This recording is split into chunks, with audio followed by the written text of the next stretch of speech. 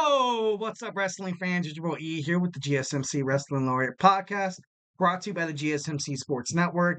I'm here. Y'all are excited like I am. I obviously love putting on these shows. I'm sure that all my audience members are as well because this is the GSMC Wrestling Laureate Podcast. So, thank you guys so much for sticking into the ride. That is the grind of the WWE, AEW, Ring of Honor, New Japan. That is the professional wrestling industry, and we're all in it together.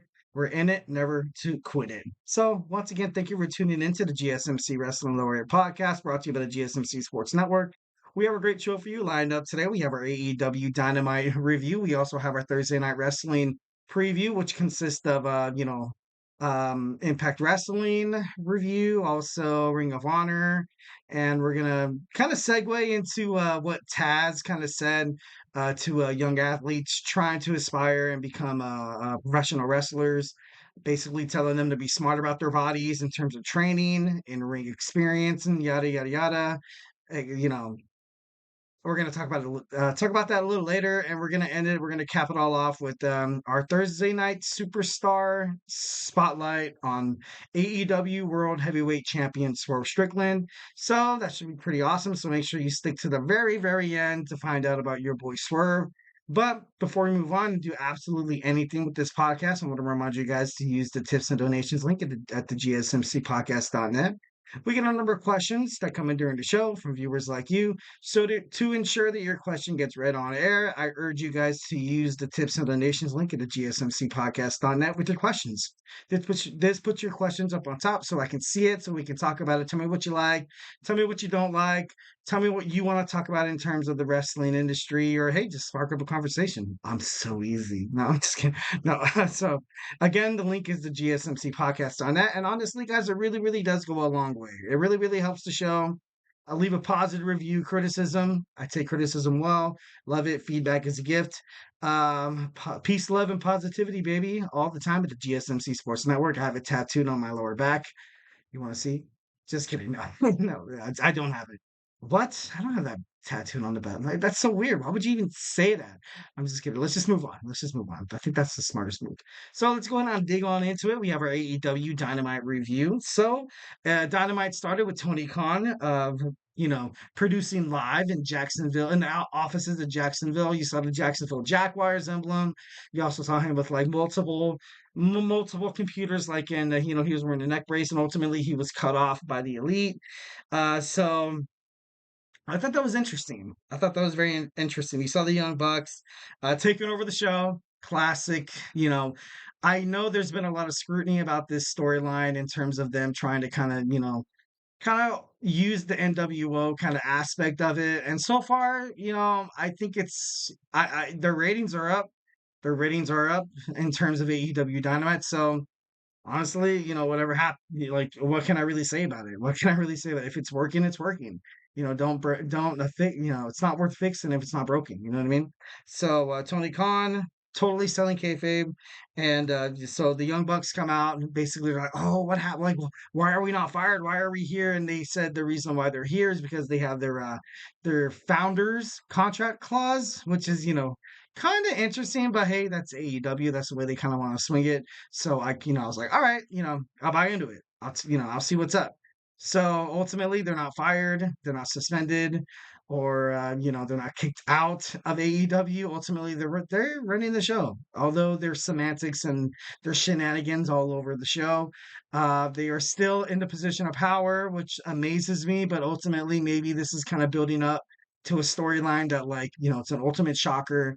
Kind of like what you had with the NWO taking over WCW, to the point where it was essentially like NWO kind of had their own clique against the whole World Championship Wrestling locker room. So I don't know if they're going to kind of create something like that. Obviously, if they do, I hope the creative writers are doing it right. I hope it's performed well, it's booked well, because AEW really needs it. AEW really, really needs it. They had a good show this week on Dynamite, so let's just keep that momentum going forward. And who cares? Who gives a rat's ass about people saying that? Oh, they're just copying the NWO. They're just, mimickers, they're pretenders, they're copycatters. Like, oh yeah, but like, what about Vince McMahon? What about Vince McMahon in terms of the NWO? You had D-Generation X. Interesting. You had the Judgment Day in modern day. Just because somebody did it well in the past doesn't necessarily kind of mean that you're a copycatter. Because who can really honestly overdo what the NWO did in professional wrestling? Nobody. Absolutely nobody can do it. It's a storyline that it's kind of a gold mine. It's kind of a gold mine having this stable of wrestlers that are willing to do everything they can to get fans to hate them, to get fans to absolutely like despise them, but they keep winning, winning, and winning. Obviously, you saw the Young Bucks picking up the AEW World Tag Team titles at Dynasty. You saw Kazuchika Okada defeat Eddie Kingston for the AEW Continental Championship. So honestly, like, what are you complaining about?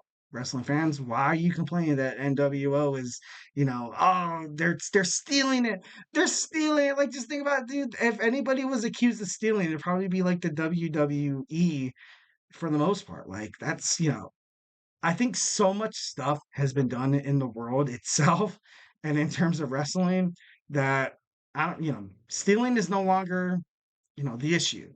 No longer the issue. It's storylines that can be picked up, storylines that can possibly propel your organization or wrestling promotion to the next level, or just storylines that could, keep your company afloat. Why not just, use what you got? You have resources in this world, so use them.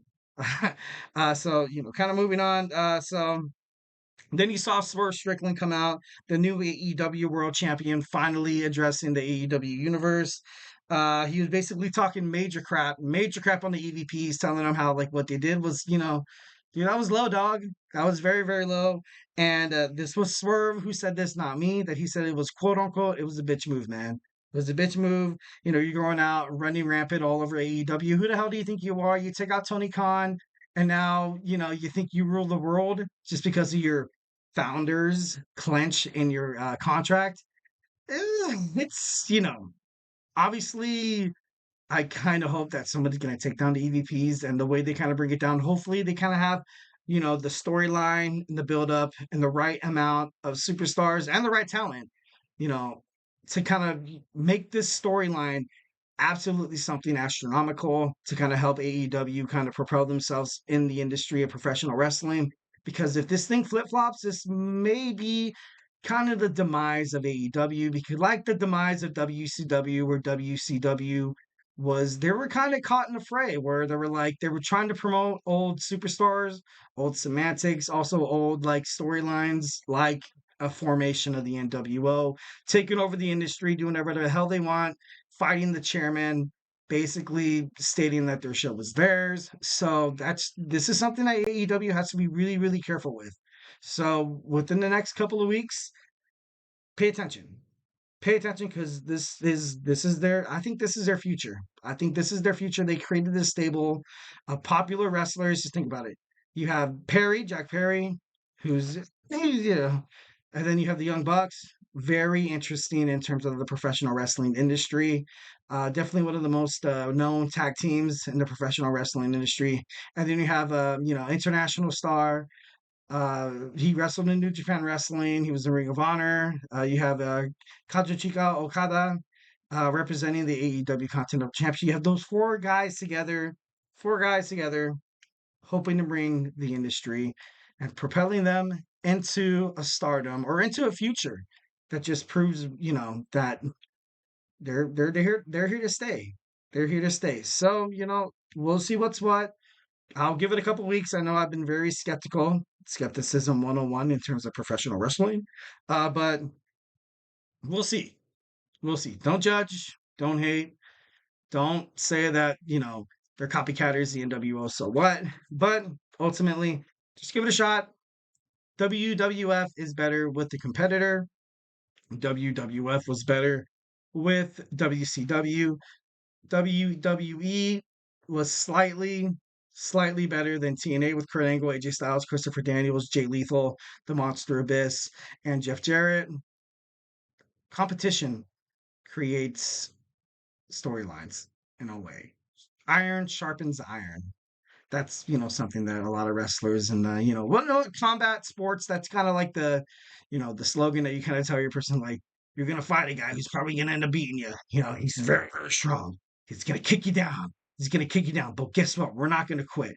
We're not going to quit. And even if we lose this match, the most important thing is not you wallowing and feeling sorry for yourself. It's what you decide to do after. So, we're hoping that AEW right now, they're in this boxing match with WWE. They're in Haymaker, man. They're getting Mike Tyson's like it's like damn near. It's like if Tyson fought like an infant kid. Like this is how bad it is. I'm just kidding. No, but like seriously, AEW right now they're in the corner. They're sweating it out, possibly even bleeding out right now. You have that trainer right there that's like, oh, I don't want to see anymore. Throw in the towel. Throw in the towel. But honestly, if you want to keep your company afloat, you have to make things work, man. Think of something different. Think of something that works for your company, your superstars. Most importantly, just something that just makes sense. Something that makes sense. So AEW, I'm rooting for you, man. So like I said before, we didn't really know who Swerve Strickland's opponent it was going to be at Double or Nothing. It was revealed that it was the patriarchy ruler, the leader of the group, Christian Cage. Christian Cage came back after that brutal last man standing match against Edge for the TNT AEW World Championship. I was a little shocked, to be honest. To be honest, I was a little shocked. I was like, all right, Christian Cage loses his championship and then disappears. Cool. And then he comes back to fight for the AEW World Heavyweight Championship. Like, I get it. Christian Cage is a huge legend. And of course, like, it was in Winnipeg. So he's a huge Canadian, like, historic wrestler who's obviously well known all over the land of professional wrestling. But I didn't really like it. I really honestly didn't like Christian Cage kind of coming into the picture right now. Once again, this could be bad booking because you have an old guy like Christian Cage, kind of like what WCW did in the past, was kind of book these older superstars to try to get over the young guys like Swerve. I just feel like you probably maybe could have made something more, kind of makes sense. Kind of makes sense in terms of like the younger generation superstars. But, like I said, we got to be patient. Hopefully AEW doesn't, they don't make the bad decision and just ultimately like, lay a bomb here. So, yeah, we'll see what's up. Adam Copeland, Edge, fought against Buddy Matthews of the House of Black for the TNT Championship. Speaking of the TNT Championship, it was a great match. It was a great match. These guys like fought through like 3 commercials, picture in picture. Definitely something interesting. Definitely, you didn't know who Adam Copeland was going to face at the Cope Open Challenge, but Buddy Matthews stepped up. Very, very good competitor, and at the end of the match, ultimately, Copeland got the win with a spear. But at the end of the match, that's kind of where like all the meat of this argument is. Kind of like the meat of what you want to take away from this match was because as soon as Edge won, he had the chair and he was ready to concerto. Buddy Matthews went black. Malachi Black is standing next to Edge, talking to him, saying, "Hey, do it, just do it. Make it like Nike and just do it." And even Buddy Matthews was kind of urging him on that. Maybe they kind of want to bring out a dark side in Edge, kind of like the Brood Edge, what kind of put him over. Like when he came back to the WWE from his industry after he created a Judgment Day, he ultimately wanted to kind of create like kind of like a reimagined like kind of Brood, kind of like not like Gangrel and Christian, Matt, Jeff Hardy, Michael Hayes and stuff like that. But just kind of like, just bring out the dark side of somebody. You bring out the dark side of something, kind of like what Sean Spears is doing with Ridge Holland in the NXT. But ultimately, it's going to be interesting to see how this unfolds. Maybe eventually you'll see Adam Copeland go toward, House of Black. Who knows? It would be interesting to see what Adam Copeland does in, any circumstances and stuff like that. So, should be interesting. Next, we have Samoa Joe came back in his first in-ring competition since losing the AEW World Heavyweight Championship at Dynasty. He looked good. He looked very, very good. Of course, he kind of fought one of those squash match guys, kind of thing. But ultimately, Samoa Joe is still Samoa Joe. And if you're Samoa Joe being Samoa Joe, you're going to get Samoa Joe things. I'm just kidding. Now, sorry if I'm confusing you. Try and keep up.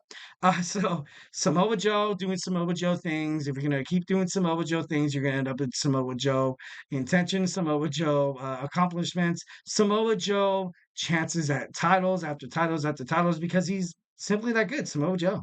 I can't really complain about that. So glad to see Samoa Joe back in the squared circle in AEW. It's gonna be awesome to see what they do with his booking. So I'm for it. I'm for it. Next, we have Chris Jericho against Shibata.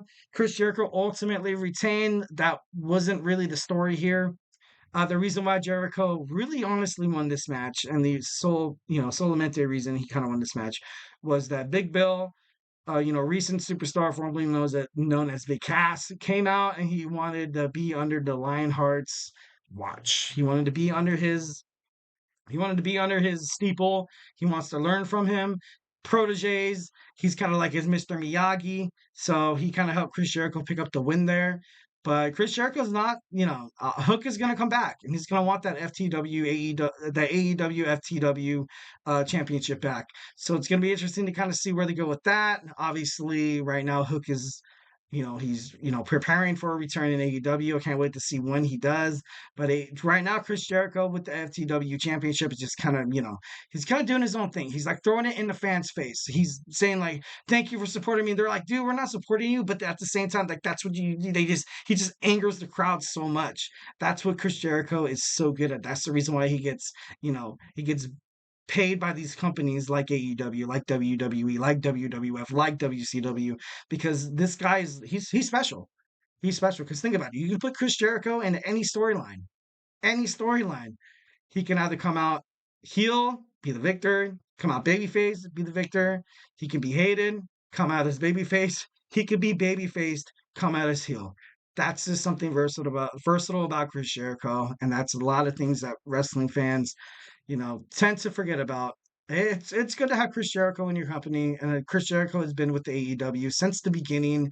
And obviously, AEW is kind of going through rough times right now. So you bet your ass that Chris Jericho is kind of doing anything he can to kind of get attention from wrestling fans because he wants this promotion to survive. And I feel like, behind the scenes, and I know this for a fact because I read a couple articles about it, that he really wants AEW to succeed. He really wants it to succeed because you're not just fighting WWE. That's not what it's about.